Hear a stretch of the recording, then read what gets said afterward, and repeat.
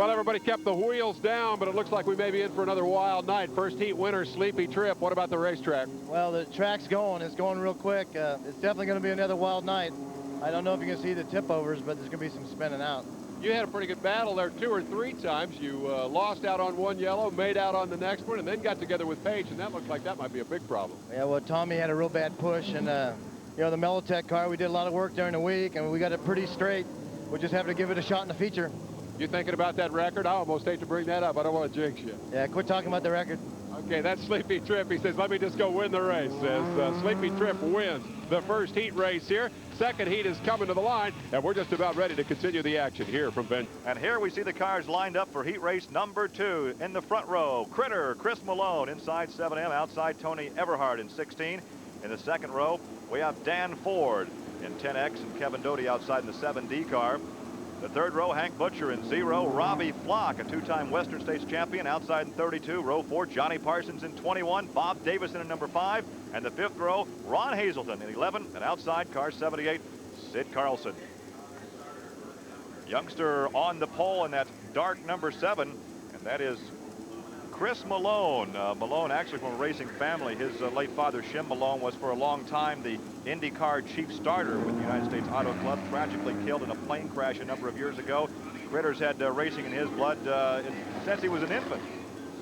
Sure has, Gary. We asked him why they called him Critter, and he said, you guys ought to know, you all gave me the name. We could have the green flag this time by as Critter brings him off the corner. He gets the good jump, and Malone leads him in the first corner.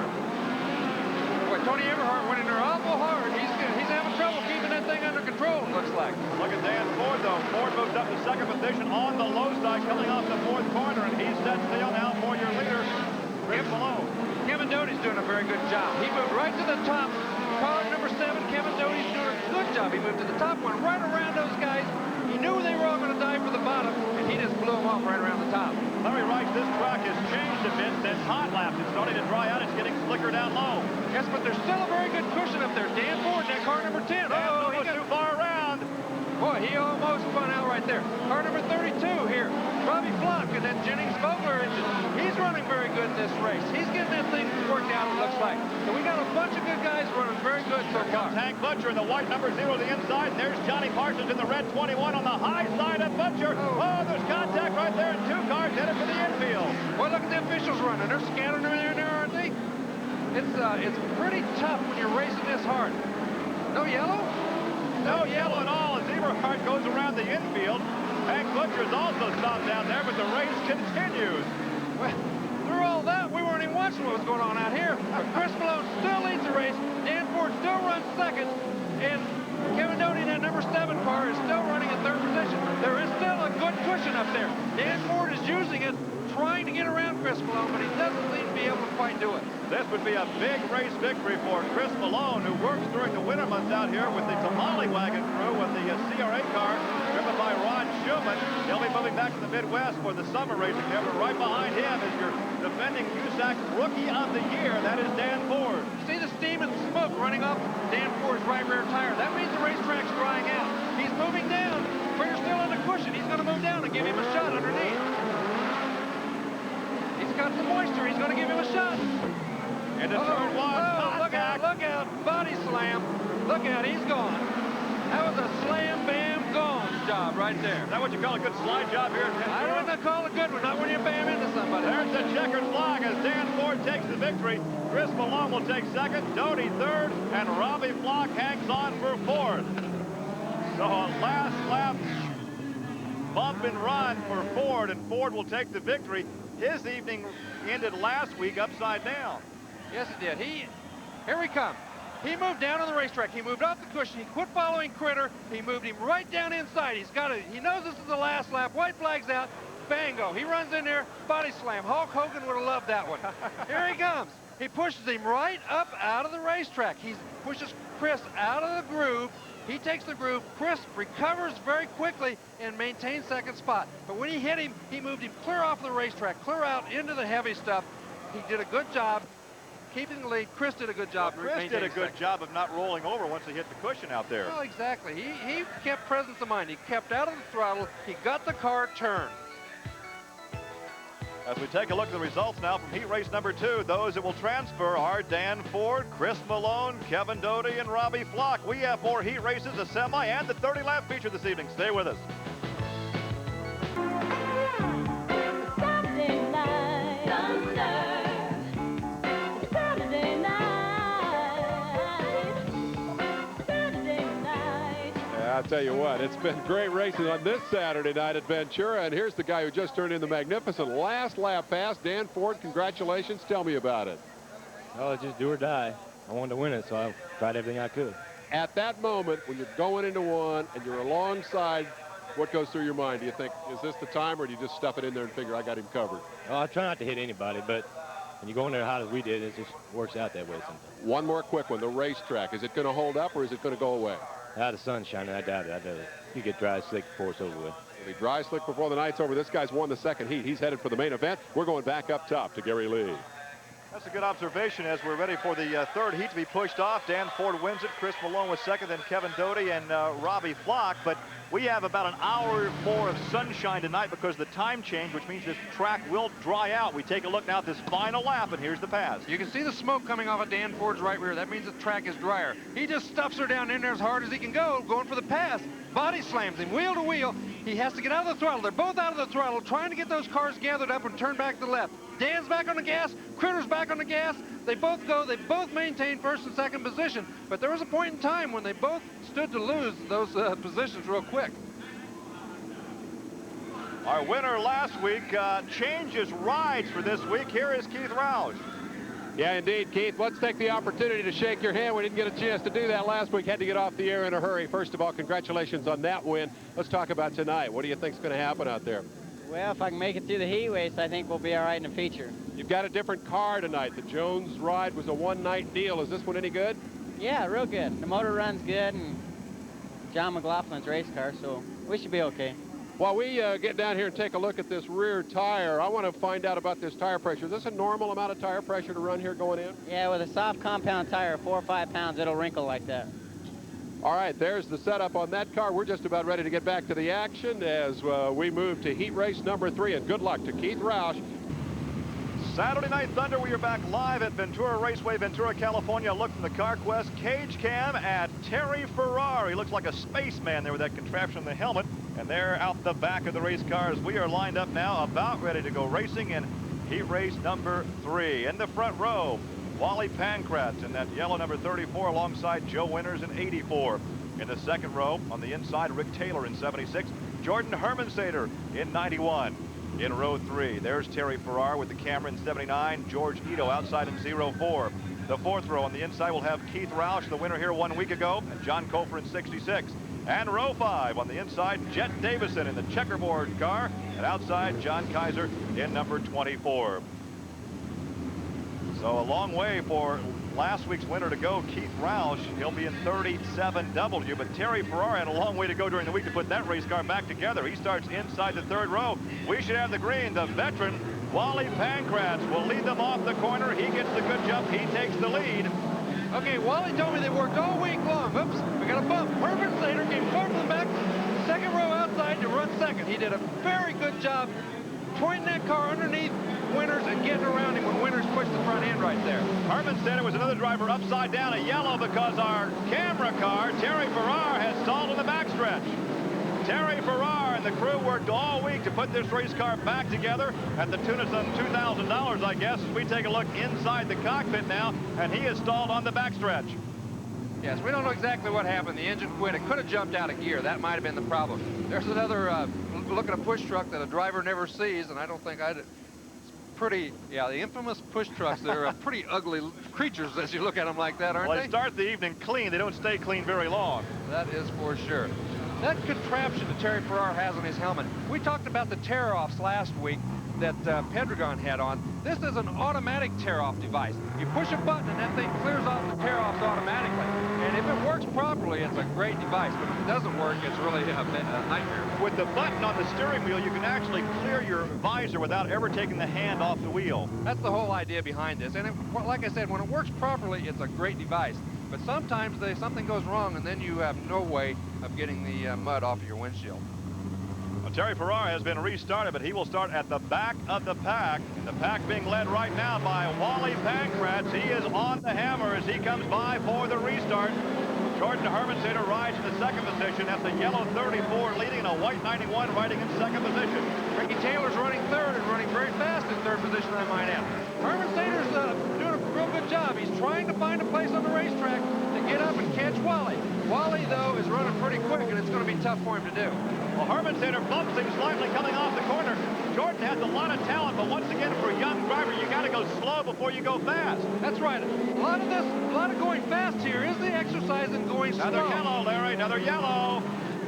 We have two drivers involved down there in the fourth corner. That's Joe Winters in the red 84, and there once again is Terry Farrar in 79. That could be it. 2 stops, and Terry could be finished with his heat race.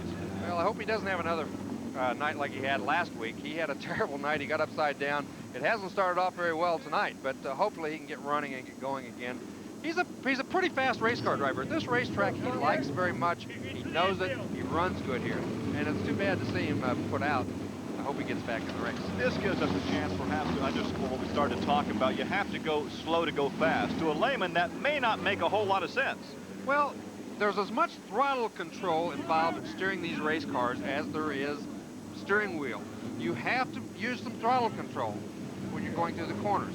Okay, we're going to see here what happened with that crash maybe. Okay, Winters got sideways. Everybody missed him except Terry Farrar. He came through, had no place to go. He was so far sideways and so much on the gas, he couldn't get that race car to turn to the right in time. Once Winters was sitting there sideways, he had nothing to do but hit him. Well, there's a good look from inside the cockpit. Snapped the neck just a little bit. Yes, it did snap the neck, and I'll tell you what, when you hit somebody, it doesn't look like they're going too quick until you have to make that sudden stop, and then all of a sudden, they were going a lot faster than you had thought. Well, under the yellow, Wally Pankratz continues to lead. They had a very cantankerous chassis they worked on all week to get this thing handling. He said, we've gone back to the basics, and I think it feels a whole lot better this evening. Let's see if we can hang on for the victory here in the heat race number 3. Look at Keith Rouse back there in the back. He jumped up to the top, passed a couple guys. Oh, he lost the front end there. Now we see Hermansater in that 91 running second. Rouse had all kinds of problems getting through that corner down there. Hermansater, though, on the other hand, has kept his race car straight. He's following Wally. He's trying to figure out. Wally's leaving the door open just a little bit on that bottom.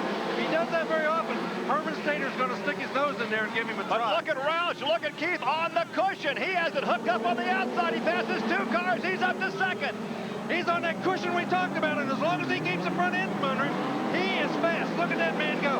Here's a guy that's only 5'3" in height. He has to sit on the Phoenix Yellow Pages phone book to get him up high enough in the cockpit. I'll tell you what, he can reach the gas pedal. Look at him pushing the gas. He's on that cushion. He has found the fast way around this racetrack tonight, let me tell you. Well, his dad has a Cosworth-powered Midget. He was going to bring that up, but he got a ride in the Paige Jones 21 car last week. Has a ride in this car. He even had to run his car this season. Wally has moved up to the cushion, too, and he's left it open for Hermansater. A problem down in turn 1. The yellow will come out. We have a car backwards in turn 1. John Kaiser, number 24, brings out the yellow, but what a marvelous ride so far from this youngster. Now living in Denver from Phoenix, Arizona, Keith Rouse. I am impressed. I tell you what, he started about 5th spot on that restart. He went down into 1, lost the front end, lost another spot or 2. He was clear back into 6th spot or so, and in less than a lap and a half, he was in the lead because he ran that cushion and he ran it hard. But he had the courage to be the first to go up there and try it. Then the veteran, Wally Pankratz, said, hey, wait a minute, look where this kid's running. Look how he's running. I'm going to try that. Well, when you're clear in the back, you got nothing to lose. When you're running in the front and nobody's passing you, you have to run, protect your position. But when somebody goes around you got to try what they're doing if you want to keep up. Now here is the replay. Pulls up behind George Ito on the high side. Now watch him. He gets that cushion and nails the hammer. Look at that. 1, 2, 3 guys all in the same corner, and he smoked them every one off. And there goes a tear-off. To the right, he stays up high, and this is where he's going to teach the old veteran Wally Pankratz a lesson right here. Look at him on the gas. He was on the gas so hard, he went right by Pankratz coming off. Well, Dave, what do you think of this kind of racing? I think we've all been scared to ask the question, who's the next Jeff Gordon? Is this series going to produce another young superstar? I'm ready to put a name into nomination, and that name, well, you know who it is. Keith Roush. Let's go racing. And Roush brings him around for the restart. Oh, some bumping and banging down the front straightaway for the third and fourth position. Herman Sater hangs on for third, but he is being challenged by Taylor in 76. A good close shot there through 3. There's the battle for the third, fourth, and fifth spot. Only 4 drivers transfer.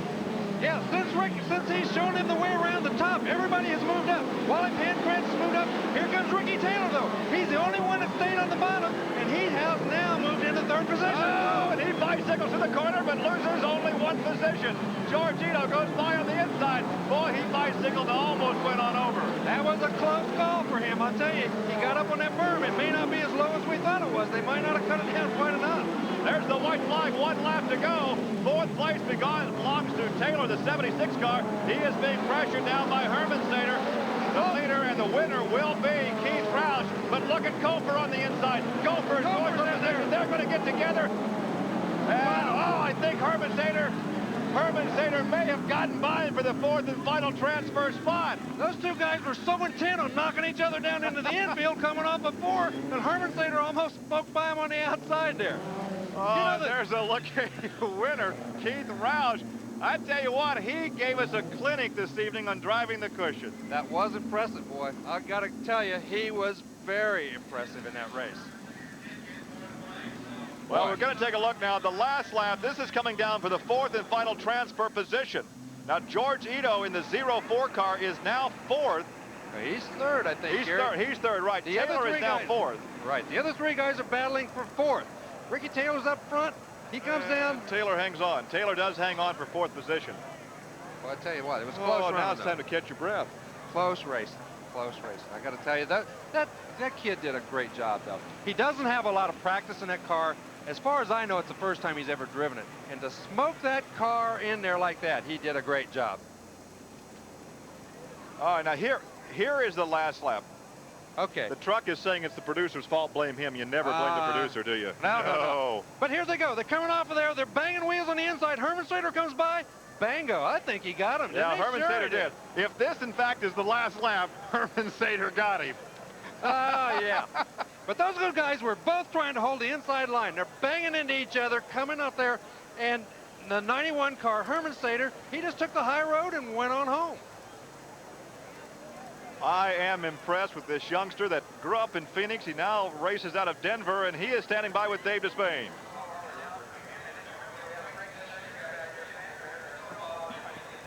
Dave Despain. Oh, okay. I'm sorry, Jim. I'm here talking to this kid. I'm sorry I got caught off guard. Keith, again, congratulations. 2 for 2. Tell me about the experiment with a cushion. Everybody said the bottom's going to be the place. You started working up top earlier. Well, last week there was no cushion, and this week it's a little bit wetter, and it's starting to build a little bit of a cushion. I don't know if it's going to stay. It might go dry slick on the bottom, so we may end up on top. I don't know how many cars you passed on that lap that you took the lead, but it was pretty impressive. Were you counting them as you went by? No, I sure wasn't. I was sure happy to get the car to work up there. Dave Ellis Race Cars and Wayne House Motor, it's a good combination. Can you go? You're 1 for 1 now. Can you go 2 for 2? Well, I hope so. All right. In the feature. All right, he's going to the feature. He is your winner here, and we're going to be back with... Now for our 4th and final heat race in row 1, 22N is Lee Yetter. Outside is Andy Pearson, 91. In the second row, on the inside, we have Gary Howard in 6 and Billy Garcia, who celebrated his 43rd birthday yesterday. Third row, the darling last week, Kara Hendrick. Outside, Jimmy Sills. The fourth row on the inside, Frank Pedregon, and outside, Kevin Olson, a former USAC champion, Jerry Kozma, and John Robertson in the fifth row. As we take a look at the yellow 22 on the pole, that is Lee Yetter, and it's his responsibility to bring him down. He does so. The green flag flies. We are racing now in the 4th and final heat race, 10 laps. The first 4 finishers transfer to our 30-lap main event. Some bumping and grinding again. Andy Pierce did a good job right there. He steered that car away from that right rear of Lee Yetter. Andy Pierce in that 91 car, a young driver, but he did a great job in that corner. Look at Jimmy Sills. Look at Jimmy Sills in that white number 9 come up on the cushion. He finished second last night in a CRA race, or make that the sprint car race. Jimmy Sills is showing his experience right there. He has probably run deep, heavy cushions more than any driver in that racetrack, and you can tell it by the way he's running this racetrack right now. He knows there's some moisture up there, and he's going to use every bit of it to get his traction off the corner and down the straightaway. That's the Steve Lewis Performance Racing entry. Andy Pierce is trying to do the same thing, but he doesn't do it quite as well. He got around that car right there, but he's having a little trouble maintaining that right rear right on that cushion like he did right there. That was a good job. That was a good corner for Andy Pierce in that 91 car. The battle right now for second and third. Oh, no! Your leader is in trouble, and he is coasting to a stop on the backstretch. He pulls to the infield. Jimmy Sills out of this heat race. He will have to go through the semi. Boy, that's got to break your heart when you run that good and that hard and then have to pull in. But look at this Andy Pierce. He went to school with Jimmy Sills. He watched him for about 3 laps, and now then he's doing exactly the same thing, and he's pulling away from those guys in second place. He's also smoking the right rear on that number 91 Beast. Yeah, we see him smoking that right rear. When the track starts to dry out, it'll smoke, a little steam, a little smoke will come off of it because you're spinning those tires. But you have to spin the tires a little bit to maintain the control. Like I said, you steer that car with a throttle as much as you do with the steering wheel when you're in a broadside like that. Second place is Yetter in that yellow number 22. Billy Garcia, the birthday boy, rides in third. Okay, Andy Pierce is doing a very good job. He is really, really running that car right. Let's go to the infield and Dave Despain. Leader go to the sidelines. Jimmy Sills, what happened? Well, something broke in the rear end. It's like it just came out of gear, and the handles down, so it was in gear. It broke a lower shaft or something in the rear end. They'll get him in the semifinal. That's Jimmy Sills. He's out of it. Back up top. Jimmy Sills in a substitute driving role. That is the car that's normally driven by Stan Fox, and we have a yellow. Okay, I think we have debris on the track, I think, Gary, is the problem. Down in turn 2, there's something laying out in the middle of the track. They're going to have to remove it. I think that was the problem. Uh-oh, they checker flagged it at the same time. That's good. That's good. That race was won. Andy Pierce, he had him handled. He was out front in that 91 car. He was running the cushion. He was going fast. He was going to win it anyway, so it didn't much matter. The Ford to transfer. Lee Yetter in 22 finishes second. Billy Garcia in 19, and two-time midget champion Kevin Olson rounding out the top 4. We'll come back and we'll talk to your winner after this break. Sorry, Jeff. Yeah, good car. Westmar Racing Engines Beast Midget's a great car for me. My first year out, everything's working fine. Last week, kind of had a few motor problems, worked the bugs out of it, and I think we're going to be fast tonight. That's an Oklahoma accent, in case you're wondering, and his kid is already fast tonight. I want to know where you're going to try to run in the main event. This track's changing fast, and it looks like it might be headed for the top. Yeah, the top side's going to be real fast. I think that's where everybody's going to be running, so I'm going to try to run maybe on the pole or something. What do you think? Can you beat all those guys tonight? It's a real tough crowd out there. I'm going to have my hands full, but I'm going to give it my best shot. Congratulations, young man. Good luck to you. That's Andy Pierce from Oklahoma. He's won the 4th heat. And let's go back up topside to Gary and Larry. Well, it'll be a good education for him tonight with all the other guys that are in that race as we take a look at some of the beautiful scenery here in Southern California. Well, the baseball season is underway. The umpires are back to work, and Sunday night baseball on ESPN. We'll see the Seattle Mariners and the Oakland Athletics. So once again, the baseball season is underway, and we'll talk baseball a bit later tonight. But we also have a lot more racing to talk about tonight. 4 heat races are in. We have 1 semi, which is those that finish 5th through the balance of the field. That will start straight up on the points. Once again, normally we qualify and invert the field as far as the heat races. Tonight in this series out here at Ventura, we're going on a point system. They qualified 54 cars last week. They went through the heats, the semi, and the feature last week. The most points are inverted. That's right, and it's going to make very interesting racing, in the semi-feature especially. There were some awfully good race car drivers that missed the race. Parsons is going to be in here, Sills is going to be in here, a lot of very good race car drivers, and with the start the way it's going to be tough for them. You know, you mentioned Johnny Parsons. His mom Arza is out here watching John race, and John told us, he said, hey guys, I need a sponsor next week because I have to fly back to Indy on Monday, and once I get back to Indianapolis, I don't have the ride for next week. I need a sponsor. So we certainly hope that something develops. We'll see JP out here next week. I think we'll see JP back. He likes this racing as much as the rest of us do. He's going to come back and give her a shot. Hey, Gary, look at this. We still got a whole hour to go, and we're clear to the semi already. Don't be saying that now. Don't be stretching your luck. We still have 2 more races to go.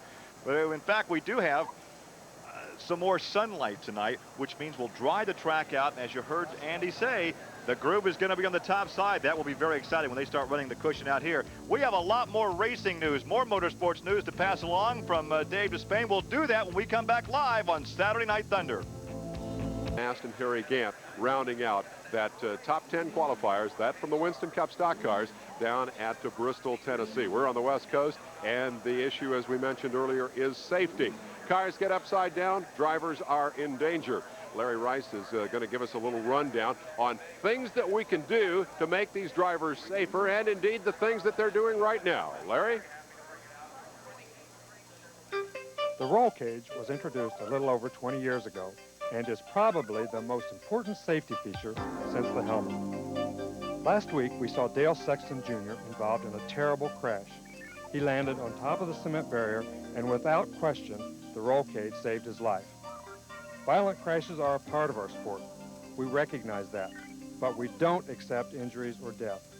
We've lost 3 USAC drivers in the last few months, and it has renewed our search to make these cars safer.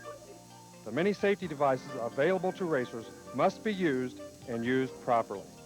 Car builder Bob East reviews some of this life-saving equipment. We believe that drivers should use a custom-made double wraparound high-back seat that enables them to stay tight in the car. The double wraparound keeps them from flopping side to side, and the high-back seat keeps them from getting a whiplash, which also enables you to hook a side headrest up, which in a crash absorbs a lot of the energy. It's very flexible and it won't hurt you, but it'll keep you from coming outside the cage.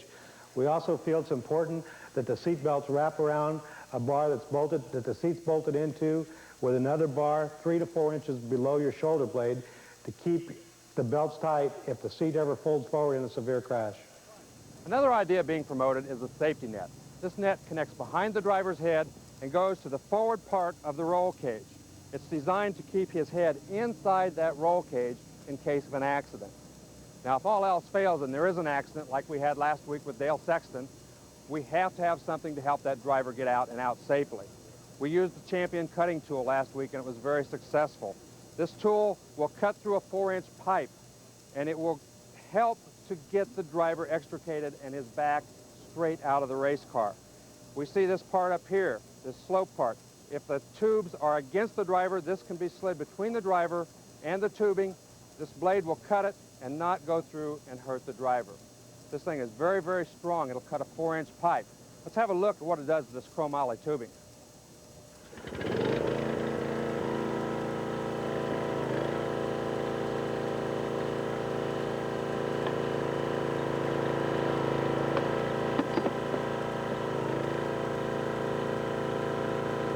Very impressive indeed, and thank you, Larry, for that report. One of the new areas that they're working on, and I think after seeing that Sexton crash last week, we recognize how important that is. An alternative to the backboard, the means of extricating an injured driver from the car. And they're doing some very interesting things now with inflatable types of devices that actually mold to the driver's body and will enable them to better remove the driver from the cockpit without aggravating any injuries that he might have. So we're getting ready to go with the semifinal here. It's good to know that the experts are working on the safety problem. We hope we're not going to need any of that gear here tonight. We're going to be right back with more of the action, and hello to you too. As the sun sets slowly in the west. Hello, everybody. It's Saturday night, and we are live with the Thunder here from Ventura, California. The racing has been spectacular. As we promised you last week, we're going to stay with it all night long and all summer long. 4 nights of midgets from here in Ventura, then back east for the Indianapolis Raceway Park and Winchester racing action. The cars have been pushed off for the semifinal. We're going to bring you every lap, so let's get topside now. Once again, the Gary and Larry Show, guys. Well, call it a semi, call it a last chance race, but if you don't finish in the top 4 here, Larry Rice, you stick it on the trailer and take it home until next week. In the front row, Bob Davison. Inside number 5, outside number 66 is John Kofer. In the second row, on the inside, Dennis Hart in 15. There's Johnny Parsons, the veteran from Brownsburg, Indiana, in 21X.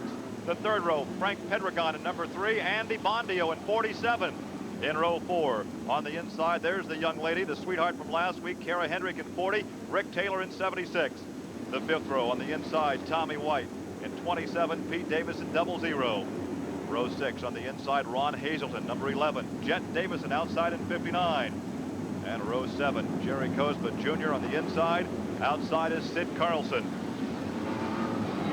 John Kaiser and John Robertson will make up row 8.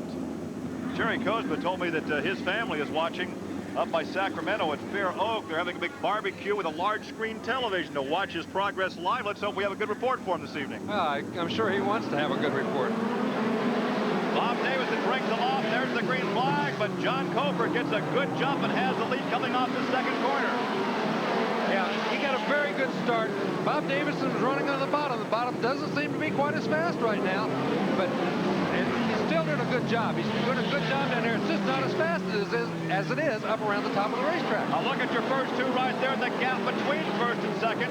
As Hart runs in third, there's a look at Kara. Oh, she's going to be a sandwich. Hang on, Kara, and Kara spins to the infield. That was Ron Hazelton that went over her nose in the red, white, blue number 11. Kara's in that white number 40 as Kara Hendrick, who was a real star of the show last week. It's not the same tonight. She ended up in almost the same spot that she did last week in the feature. It was just a matter of not enough room. She went, okay, we're going to maybe have a chance to look at the replay and see exactly what happened.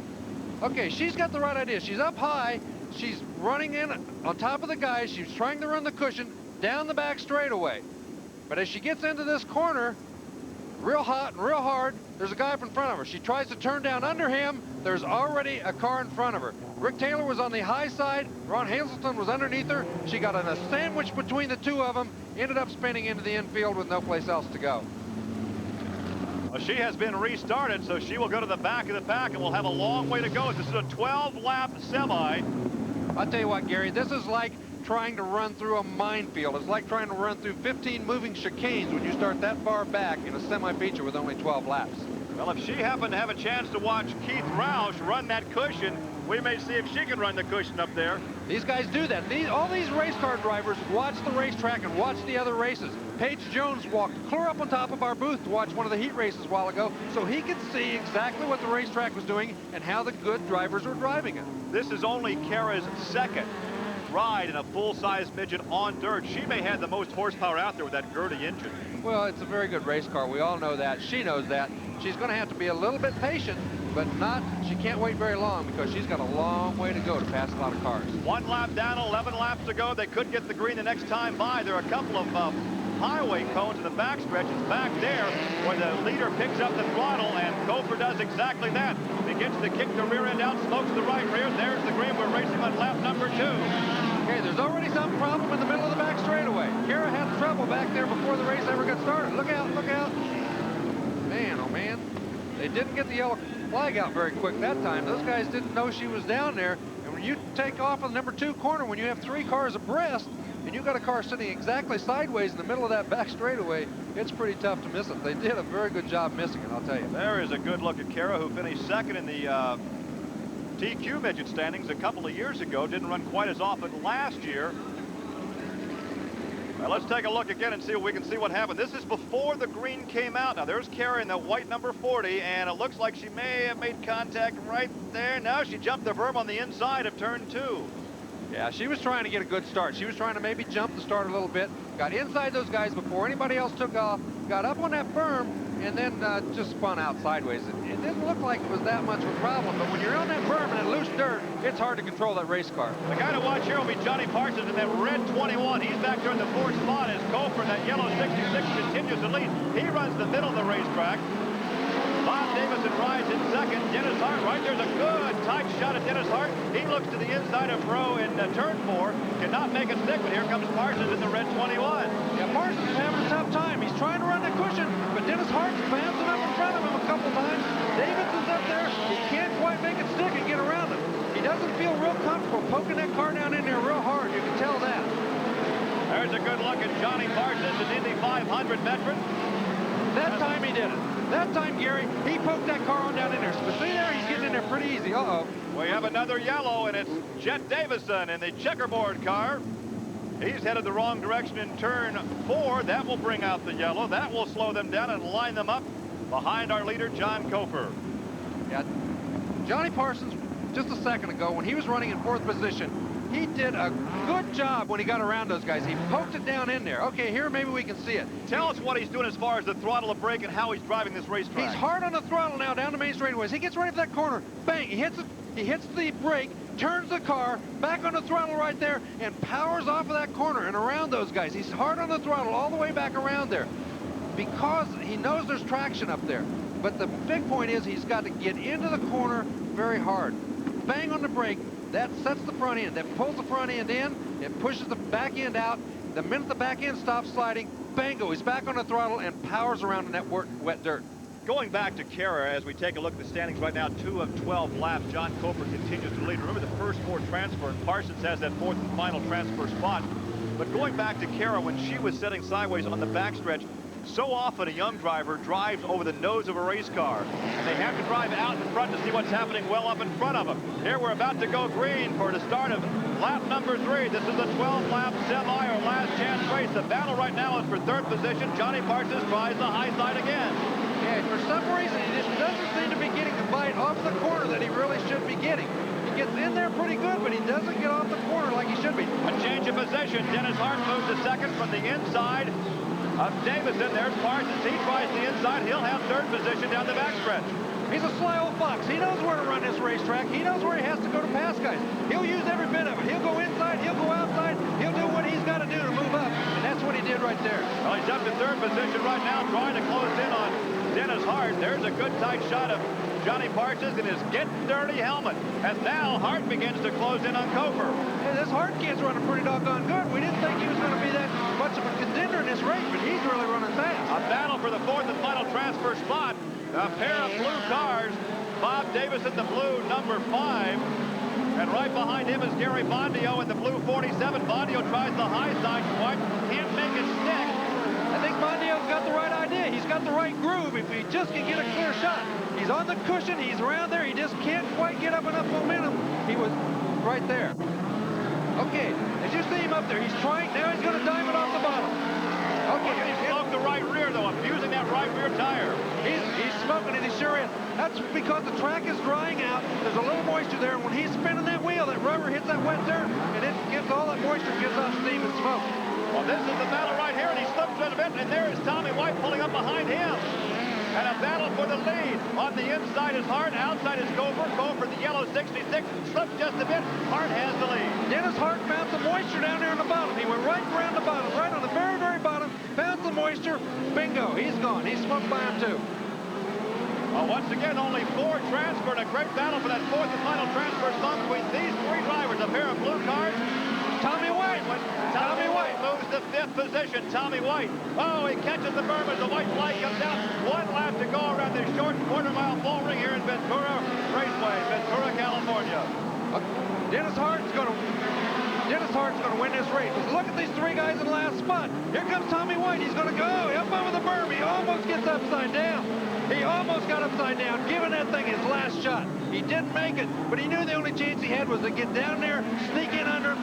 But when he caught that rut, that thing jumped up in the air, and he did a very good job getting off the gas to keep it on all 4 wheels.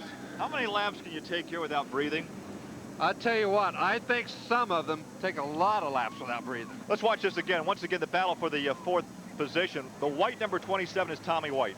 Okay, he just catch a rut right there. He was down inside of him. He caught a rut. That thing started bouncing up down like a pogo stick, bottomed out, jerked the wheels off the ground, and he was just along for the ride. He got out of the gas, though, and when he did that, he kept himself out of big, big trouble. Well, so we have now our field set as we have a good crowd on hand. Dennis Hart wins it. John Cofer finishes 2nd. The old veteran Johnny Parsons will make it in the feature, and Bob Davison also was the 4th and final transferee. We are here for the midget racing at Ventura, where last weekend we saw a total of 8 cars get upside down. That meant that there was a lot of work to be done during the course of the past week, getting ready for the return here. We decided to find out a little bit more about the week for 42-year-old Terry Farrar, one of last week's tumblers. Have another look at one of the wildest flips from last Saturday night. The brown car is Terry Farrar up over the rear wheel of Jimmy Sills and then bouncing off the backstretch wall and coming to rest on his wheels.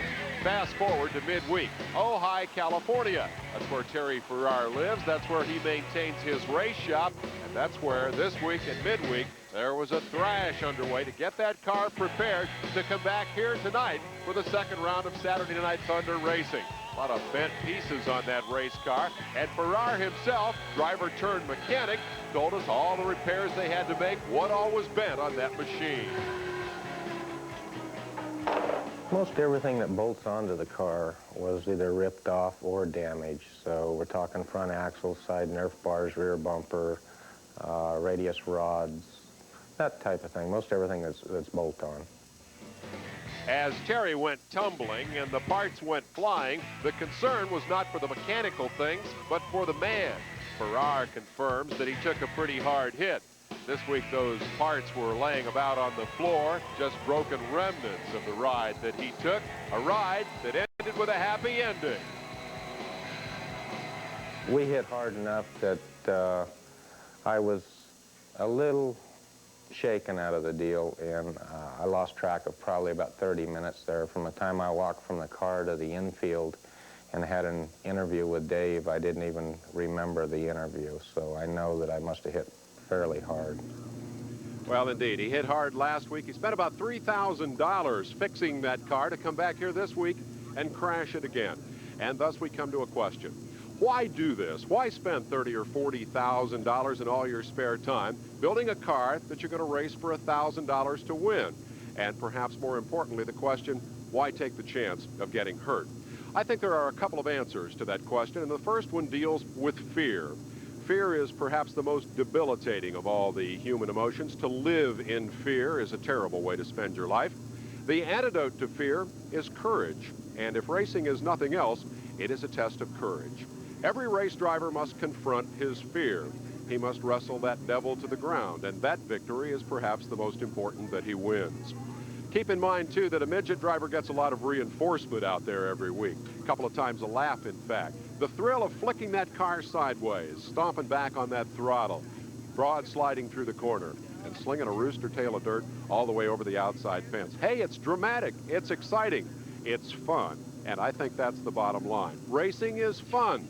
All of us accept the fact that our fun has a price. It costs something. Maybe it's the price of a couple of tickets to the ball game. Maybe it's tennis elbow. Or perhaps in this case, it is the matter of the bumps and the bruises that you get when you crash a race car. But the bottom line is racing and all other forms of fun have their price. These drivers have simply made a choice. The risk is worth it. The fun is worth the price. And I have no problem with that decision. We'll be back with more right after this from Ventura. So many problems, upside down, crash, bash, all that stuff. But tonight they've kept their head. They've showed some patience and restraint, just like we said at the beginning of the show. A little bit of patience goes a long way in a racetrack like this. We've talked a lot about Keith Roush and the fact that he won as a substitute driver last week for the Jones boys, PJ and Page. Now, we think perhaps this is a clinic that he put on earlier this evening in his heat race. Now watch him in the red and green number 37. Watch him go to the outside. He has the courage as a young driver to try that cushion. He sure does, and he stuck it right on that cushion. Bango, 1, 2, 3 guys in, you're out as he comes out of number 4 and right on by him and into second place, and they're right onto the win. That was a fantastic move that he made. This kid may be young, but he knows how to drive a race car. Well, he sets up tall in the saddle primarily because at the height of 5'3", he sets on the yellow pages from the Phoenix phone book, if you can believe that. And guess who's going to start in the pole position? Keith Roush. Now, last week, he was driving the Ellis chassis with an Arius engine. This week, he switches to a different team, but it's the same chassis. That has to be an advantage. It's a big, big advantage. He knows the race car. He knows exactly the way he had that race car set up last week. He knows exactly what he did to it when the track changed. So he's done exactly the same sort of things to this chassis he's driving tonight. This car that he's running tonight is out of Wyoming. I don't think I've ever seen a midget race car that came out of the state of Wyoming. Yeah, the only horsepower in Wyoming are 4 legs. Right, and they don't go near this fast, I don't think. But he's set the race car up just like he set up the Ellis car last week. Obviously, it's paid off, and he goes very, very fast in this race car, just like he did last week in the other one. We have 30 laps of feature racing with the USAC Western States Midgets coming up from the Ventura County Fairgrounds. The push trucks are out there getting them. We are back live with the CarQuest cage cam now attached to number 34. That's the car driven by Wally Pancratz. So we're going to ride along with a real successful veteran this evening. Well, Wally's the kind of a guy, if you want to quote, all you got to do is talk to him for a couple of minutes because he'll give you plenty to listen to. But he's a good race car driver. He hasn't ever got quite the credit he's been due because he jumps around. He runs modifies, he runs midgets. Oh, there's our bread truck. Now, wait a minute. You got a plaque about that. I mentioned it was a bread truck, and they gave you a plaque. Hey, that's the way it goes, Gary. Man. That's the way it goes. It's a tool truck. We correct ourselves, but It is. The Push Truck of the Year award goes to Cornwell, but we were told officially it has never been a bread truck. Despite the fact I said it, you got the plaque. Dave Despain, we're enthused. We are ready. What are your thoughts down there? Ooh, the dreaded push trucks. We hate them. Get them off there. Let's go race it. You mentioned quotes, the quotes from Wally Pancratz. I got one quote left over from last week, and it's too good to not get in here somewhere. I was hoping to milk it out of Jimmy Sills tonight. Maybe in victory lane. He was hot in the heat. Car broke. He's out of here. Jimmy Sills last week made his first start at Ventura. When the race was over, I walked to him and I said, Jimmy, what do you think of this place? He looked at me and grinned. He said, pretty racy little joint. I think that sums it up pretty well. We're going to see some wild racing for the next 30 laps, and the guys are going to call it for you are Gary Lee up topside with Larry Rice. Well, Dave, I've got one even better for you. Last week, I drove his race car right here on a Friday night before the Saturday night race. I came in, and I looked at him, he didn't look very happy, and I said, what's wrong? And he said, boy, he said, I got to tell you, watching you drive that race car is like watching somebody kiss your girlfriend. He said, it's no fun. Well, there's a look at the front row. On the inside, as we mentioned, Keith Roush, the winner here last week. Alongside is Johnny Parsons. In the second row, we find Dennis Hart in 15. Kevin Olson will be outside in car 77. In the third row, John Kofer in 66. Bob Davison in number 5. In row 4 as they line up, Paige Jones in 21. Robbie Flock, a two-time Western States champion in 32. In the fifth row on the inside, George Ito, and outside a 5-time champion, Sleepy Trip. He can set a record this evening should he win it. In the sixth row on the inside, Kevin Doty, and the youngster in 91, Jordan Hermansader. In the seventh row, inside, the birthday boy, Billy Garcia. Outside, Stevie Reeves. The eighth row, Dan Ford and Andy Pierce. Row 9, Chris Malone. And with our camera, Wally Pancratz.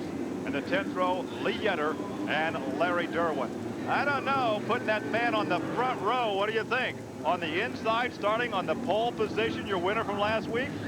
Well, I'll tell you what, it's going to be tough. We're going to see here whether the old guy gives the young guy the lessons or the young guy gives the old guys the lessons, because Parsons right next to Roush, it's going to be a very interesting start. Somebody will go to school. Roush on the inside, Parsons the outside. It's up to Roush now to pick up the throttle, set the pace as they come off the corner. Here they are. The youngster stands on the throttle, gets some good side bite. We are underway, and he grabs it. Parsons bicycles, heads to the fence, but keeps it off the wall. The yellow is out. I got to tell you, that was some kind of driving. Right there, John Parsons displayed every bit of experience he's had over the last 47 years. He got that thing up on 2 wheels, got out of the throttle immediately, and that probably saved quite a bit of trouble and a big headache for John Parsons right there. So Johnny Parsons starting on the outside of the front row. Let's take a look again, and you call this as it happens. Johnny Parsons in that number 21 car, a good starting position, but now he'll have to go back. There's the dual green flags. Let's watch it now from a different camera angle. He's going to run right in there on the cushion, try to get around Roush on the outside. He just catches a rut. There's a lip up there. He caught it. He's very lucky. He got up on the right side. He came down on the left side. He's very, very lucky that that car didn't go over on the left side. Another camera angle, Larry. Okay, we see it again. He's up there. He's running good. The low right rear air pressure. See that right rear tire fold under? That let the car get up on 2 wheels. It comes down on the left side, and boy, oh boy, he steered that thing hard left, and that kept him alive. They're probably only running about 8 pounds of pressure in the right rear tire, maybe 7. But if they know that it's this rough, they'll add the pressure and they'll pump it up to 10 or 11 pounds. Kevin Olson moves to the outside front row, and he tries to get a good jump going into turn 1. He's in that maroon number 77, and he gets the jump off the corner down the back stretch. I tell you, Parsons may put on a show from the back of the pack. Okay, here we see the end car. Look at this shot. Look at the guys in front of him. They're running everywhere, inside, outside. Wally's trying to find a hole. I like this shot. I like this shot. Let's ride with Wally Pancratz. Down the back stretch off turn 2. Oh, he let a guy get under him. Wally's looking for a hole. He's looking for somebody to get around. Oh, look at that hole. Lee Yetter's bouncing all over. This track is beginning to tear up on the inside. And there goes Dan Ford on the high side. The racetrack's getting real rough, Gary. Those holes are going to be a problem for these guys with very, very low air pressure in that right rear tire. Well, Parsons is moving up now behind Wally Pancratz, so very shortly we can see Parsons go by on the high side. This is the CarQuest cage camera running with Wally Pancratz, and Johnny Parsons pulls up. Well, now Pancratz goes around Dan Ford. And here's a look at Sleepy Trip. Sleepy Trip Rides in the 6th position, but he gets passed by Paige Jones. Sleepy drops back to 7th. We go to the front of the pack, and once again, two-time midget champion Kevin Olson is out in front. That's right. He's doing a very good job. Just running the oh, here we go. Roush ran right in there, right up next to him. He's going to give him a shot. Olson doesn't seem to be running quite as fast on that cushion as he was right off the bat. Now then, Roush is found a little bit down underneath. We talked last week about the battle of the chassis. The L's won last week. Right now, Beast is out in front. This could be very interesting, but look at Dennis Hart on the inside against the berm. Dennis Hart is doing a great job. I tell you what, we haven't given this kid much credit, but he's found a place he likes. He's found that little wet dirt. Look at that little bit of wet dirt. And he has the lead. Bingo, he smoked them right by, didn't he? Dennis Hart, a graduate of TQ racing out here in California, uses the inside, smokes the right rear, but look at that gap that's developed, and look at Roush to the high side. Okay, Roush moved up. Kevin Olson moved to the bottom. He took off that time. Now we're back with Pancrat. He's still working on these guys in front of him, but he doesn't seem to be making much progress. Well, Johnny Parsons has only moved up a couple of spots after starting to the back of the pack after that first lap altercation. Okay. That's Lee Yetter, that yellow car, trying to move up on Herman Stater in the white 91. A lot of smoke coming off Stevie Reeves. He's just lost the power plant in car 67. That is Stevie Reeves. That could be getting hot in the cockpit, but he heads to the pit area. There's no yellow. The green remains out. That thing gave a big explosion as he pulled in there. A lot of presence of mind. He got the thing off the racetrack, out of the way. He did a great job keeping it under green. Oh, man. 3 abreast down the backstretch, and look at that move by Paige Jones. This racetrack inside. This racetrack's too small for that. You can't run 3 abreast here, Gary. But Paige Jones, these guys don't know that. Nobody told them. That was the battle for 3rd position. Paige Jones is up to 3rd. Paige Jones is doing a fantastic job. He's running right around the bottom, standing on the button, heading for the front. Paige Jones in that red number 21. There's the red, white, blue 32 of Robbie Flock. Robbie's a 2-time Western States champion, was second to points last year to Sleepy Trim. There is your battle for 2nd spot right now. There's the battle for 2nd. Keith Roush on the high side, Paige Jones the low side. Paige Jones has found himself on the bottom down there that he really likes. There's enough moisture down there that he can get a good bite off the corner, and I think he's going to make this stick. Coming off of 2 is the best spot on the bottom. Went way too high, way too high. He had a good shot to get him right there, but he went way too hard into the corner. But right now with this battle for 2nd, look at the tire wear off the right rear. He is using up that right rear is Keith Roush in that number 37. But as this battle continues, it allows Dennis Hart to widen the lead. Yes, those guys are, while they fight with each other, everybody else gets a chance to pull away from them. I don't think okay, they're coming up with Larry Derwin here. He's a lap car in that number 9 car. Oh, Paige got him. Larry Derwin just made Roush get out of the throttle for momentarily, and while he did, Paige Jones saw the opening. Bingo, he's gone. He's smoked. Wally Pancratz once again still back there following Lee Yetter to go back to the front of the pack to battle for 2nd position. I tell you what, that Bozer Jennings motor doesn't look too shabby tonight. That Robbie Flock is giving that thing a ride, isn't he? And that's the Fontana Arias in that number 21. Oh! A car upside down. We've got one in trouble, and that is Keith. I believe that was the young man we were talking about earlier as we're looking at the belly pan of that race car, but looking at that green trim. It was, Gary. That was Keith Roush. No doubt about it. He went in there exactly the same thing that JP did earlier, Johnny Parsons in that red number 21 car. He hit the cushion, and when he did, that thing jumped off on 2 wheels, and we didn't see exactly what happened from that point because it went out of camera view. But it obviously turned on over. He's waving his hand. Yellow is out, but there's no red. He apparently is okay. You can see him waving his hand up there. He was waving his hand out of the cockpit. Here he comes. He's coming down in there. Robbie Flock got around him. He's going to give it his best to get back around Robbie. He's up in the wet dirt, up on that cushion, gives her a big pitch in there, and the thing just bicycles. It catches the hole. That soft right rear dug in. He came down just like Parsons, but that time when it came down on the left side, it just kind of rolled on over. I tell you what, see, he runs in there, he runs real hard, right up on that lip, that wet dirt up there on the top, trying to get his position back. When he hit that wet lip, it's deep enough, it's heavy enough that it put the car up on 2 wheels. He steered it right, got out of the throttle like he should have, but it just came on too hard down on the left side, and he couldn't quite keep it on all 4 wheels.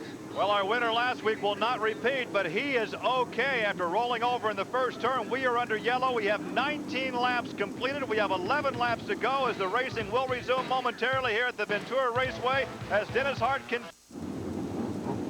If you think our show here last week was long, wait till you see our coverage of the NFL draft sometimes. By the way, thanks for the baseball guys giving up their spot last week for us. It's kind of nice to see it work that way for a change. Look who's here. Man who's probably seen more midget races in his life than anybody else in the world. He's the publisher emeritus of National Speed Sport News, and I have to wait for the cars to go by before I ask him the question because he's even more depth than I am. Chris Economaki, you've never been to Ventura. What do you think of this place? Well, I'm enjoying every minute of it. It's a little racetrack. You know, so much to this kind of racing. I'm getting a big thrill out of the family aspect. A lot of the drivers' fathers are in the pits coaching them on, and up in the grandstand, women with babies in their arms. We're going to have a lot of new fans in the sport of midget racing before too much goes by. There's a lot of technical side to these cars that is interesting, and for somebody who has trouble hearing, the noise is low. It doesn't kill your ears. There's a lot of pluses here. I got a lot of muffler on these cars for just that reason. Chris, we're about ready to go green. Thanks for stopping by. Don't forget. National Speed Sport News. Chris Economaki always gets that plug in. Back up top, we're going to get back to the action. Well, of course, Chris was covering midget racing when that was the springboard onto the big cars, the Indy cars. Guys like Billy Vukovich and Tony Bettenhausen, Johnny Parsons, the first Johnny Parsons. Those guys were so good. And they went on, of course, to IndyCar fame. John Andretti has won here in the past. He won, of course, at Surfers Paradise in Australia. We are going back to green. The start of lap number 20. A good jump on the restart for Dennis Hart. Dennis Hart leads the parade, but he has Paige Jones breathing down his neck in that red number 21. There's Robbie Flock right behind Paige. And look at Robbie stick his nose in there. Yeah, Robbie put his nose in there. He bumped Paige, but he didn't cause any damage. Sleepy Trump has moved up into 4th place in that black number 1 back there. So look out for him. He's going to be giving her all he's got, too. This is going to be a heck of a race. Sleepy using that Cosworth power plant here in the LTC chassis. He's going for his 132nd career midget victory under the USAC banner. He's in 4th, but there's a pass for second place. Robbie Flock's doing a great job. He's holding that thing right around the bottom. He's running that race car right around the pole line. He's not giving an inch. And every time somebody makes a mistake, bingo, he's in there and he's gone. Dennis Hart has got to really concentrate. He's doing a good job, but if he makes a mistake, there's 3 guys back there that are going to pass him by. It's going to be tough on this youngster, the 1989 Midget Rookie of the Year out here in the Western States. He's a former TQ champion, but right now, his heart has to be pounding because he knows he has some tough pressure right behind him. Hey, this is going to be the best race that kid's ever run in his life, and he knows that he doesn't want to screw up, but he did right there. He got a little bit high, and if he does that 1 or 2 more times, Robbie Flock's going to let him know about it.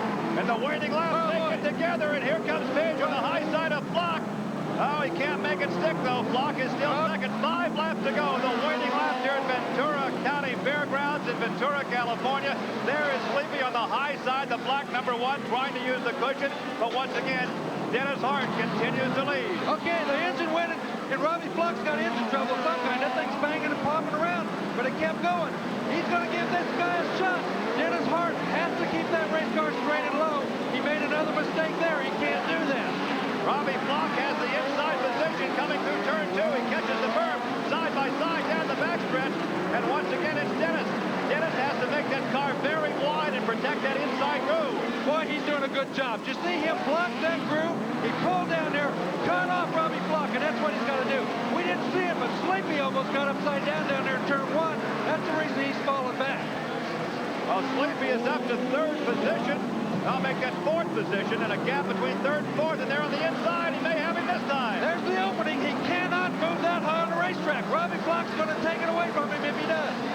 Oh, he's up on the berm right there, and here comes Paige on the inside. The white flag, 1 lap to go. Paige goes by for second, and here comes Sleepy. Back around. Look at this, guys. Inside, outside, move up, move down. Bingo. As soon as you make a mistake, somebody's going to blow your doors off. Dennis Hart's going to win it, the biggest win of his career. Dennis Hart, the fist raised high in the air. He's got the fist and a victory salute.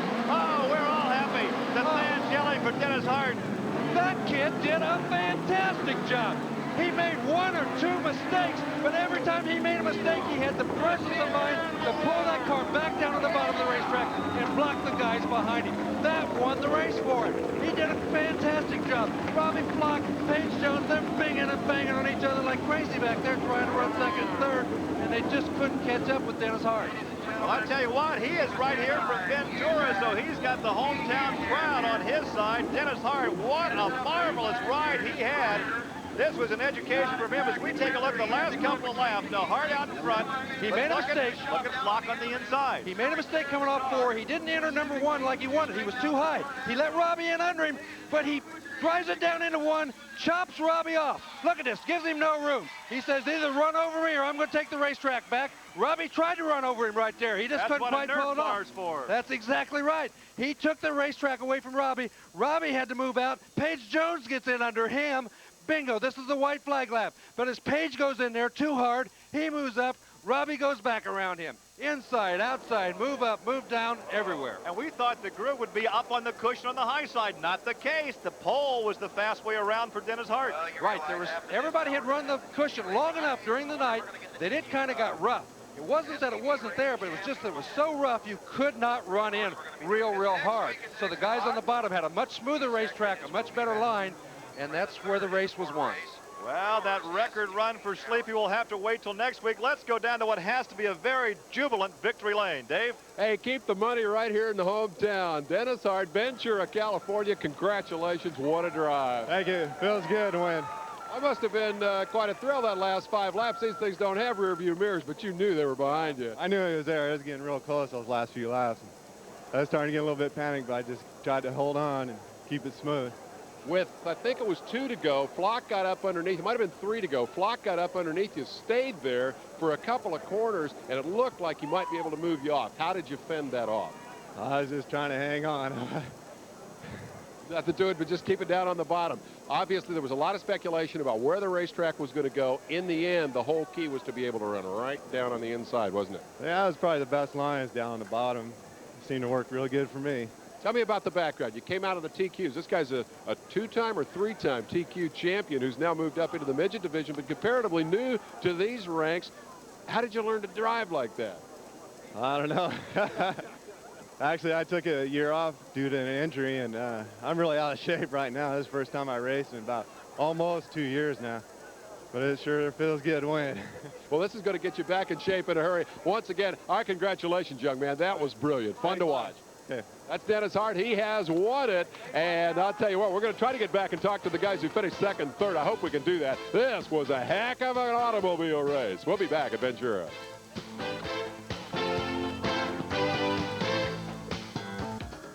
Well, this crowd have seen themselves a car race here tonight. The Midgets haven't had it at Ventura, and this guy probably used more moves than anybody else out there tonight, but the best he could come up with was 2nd place. Robbie Flock looked like he tried every trick in the book to get around him, and he just wouldn't move out of the way. Tell me about it. Well, a tight racetrack. My Edmunds Auto Research Valvoline car is just working incredible. The car is what's making the difference. Got Hoosier tires on it. They're getting a hold. We got some new tires out this year. It's really getting a hold. Plus, we're sorting out our motor. This Vogel motor is looking good. I had low end tonight. We were there. We had a shot, just not our brake. The problem last week with your car was that it wouldn't come up off the corner, wouldn't pick up off the bottom end. What'd you do to fix it for all the gearheads out there? Well, we took it to our engine builder, Steve Jennings. He got out our Cornwell tools and fixed that motor up. It's getting better. More races, more time, and I think we'll have a lot of wins here because we got something that's working. Now let's talk, forget mechanical stuff, let's talk about racetracks and driving. Have you ever been in a midget race that was more intense than that? You had guys all over you. You were all over the leader. That was good stuff. Yeah, it was real exciting. I've been in a lot of close racing like that. Normally I see that number 1 or number 3 car, Sleepy Trip. This time it was some other people. Some people that are up and coming, real aggressive. It's a lot more aggressive out here than what it was 2-3 years ago. So it takes a lot more guts, a lot more chances to win now, and guess I got to kick it up a notch. Let me ask you one more. Last week we saw a lot of aggressive driving, and we saw guys upside down all night long. Tonight, oh yeah, we had a couple of flips, but for the most part what we saw was aggressive driving and great racing. What was the difference? Well, last week, first TV show, everybody's real excited. A lot of people driving like boneheads, like they said. Not tonight. A lot of people really brought their talent out, was a lot more patient, made a race of it. That's what's going to keep ESPN coming to us, and hopefully we'll do it for years to come. Okay, buddy, you put on a great show tonight. Congratulations to you. The runner-up is Robbie Flock, and we'll be back with more. Some final thoughts from here in Ventura right after this timeout.